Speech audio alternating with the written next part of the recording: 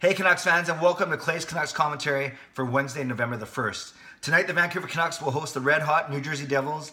Get it, red hot Devils. Thank you. At Rogers Arena, the Devils come in with 16 points in the first 10 games. They're 8-2.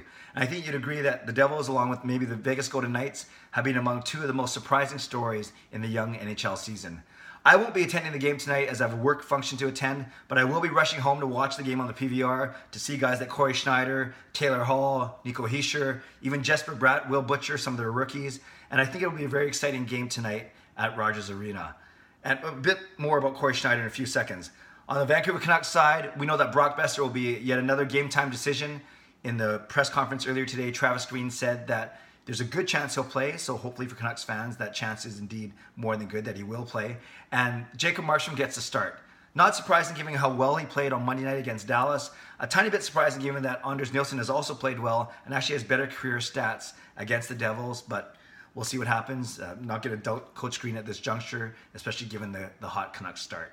So for today's video, I should say, I want to talk and revisit quickly the trade that took Cory Schneider from Vancouver to New Jersey, and then, of course, for the 9th overall pick in that 2013 NHL draft that turned out to be Bo Horvat.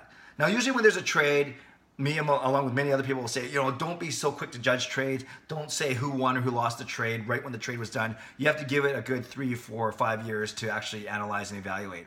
Well, this one has indeed been 4 years, as Cory Schneider was traded from the Vancouver Canucks on draft day in New Jersey. So that's pretty crazy. I remember Gary Bettman, actually I heard about it. I was at church doing something, and I remember Gary Bettman walking up to the microphone and saying, I have a trade to announce, and then all the fans went, boo. And then he goes, you're going to want to hear this. And that was because it had to do with the host team, the home team of the New Jersey Devils.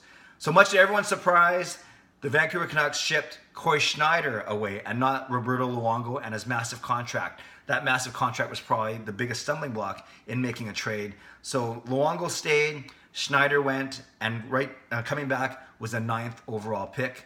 The Canucks used that pick to select center Bo Horvat.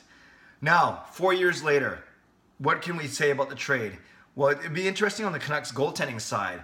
If it was Luongo getting traded, not Schneider, would Schneider still be here? Obviously, there wouldn't have been a Ryan Miller. There wouldn't be a Jacob Markstrom.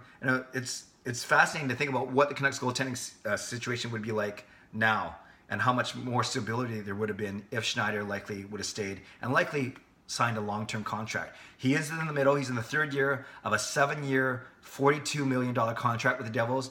That's $6 million a year.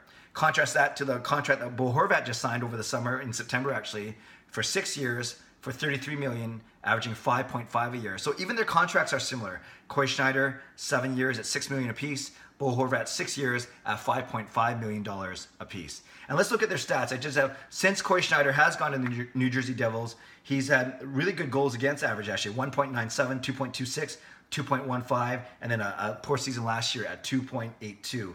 Save percentage being very strong in the 4 years he's been here. 921, 925, and 924 before last season's poor numbers of 908.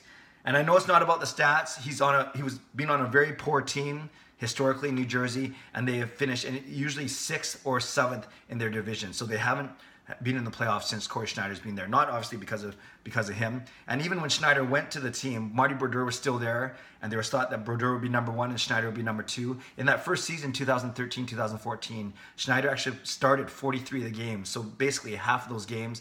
So it became very quickly a 1A, 1B situation in New Jersey. So Schneider has played very well. He started off this season. His numbers aren't great, but the team is winning. They are 5-1 when he's in the net. So he's been a large part of the New Jersey Devils' success.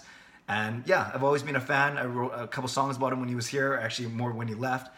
And I've always been following his career since he's gone to New Jersey. And I'm happy to see him doing well. A very likable guy. Made some funny some videos with Luongo before he left. Shown on TSN. So he's got a good sense of humor. He's a good character. Sounds like a good guy all around. So I'm very happy for Cory Schneider's success. Flip side, Bo Horvat. What has he done since he's been here? Well, he didn't play in the first year after he got drafted. And in 3 seasons, his point total has been 25, 40, and 52. And this season, after 11 games, he has 7 points, on pace for, guess what? Exactly 52 points. He's obviously going to be likely the future captain of our team. He's a leader right now. He drives a lot of the play when he's on the ice, both on offense, on defense, on special teams. So he plays in all situations. And we've already talked about ad nauseum about how important Bo Horvat is to the team.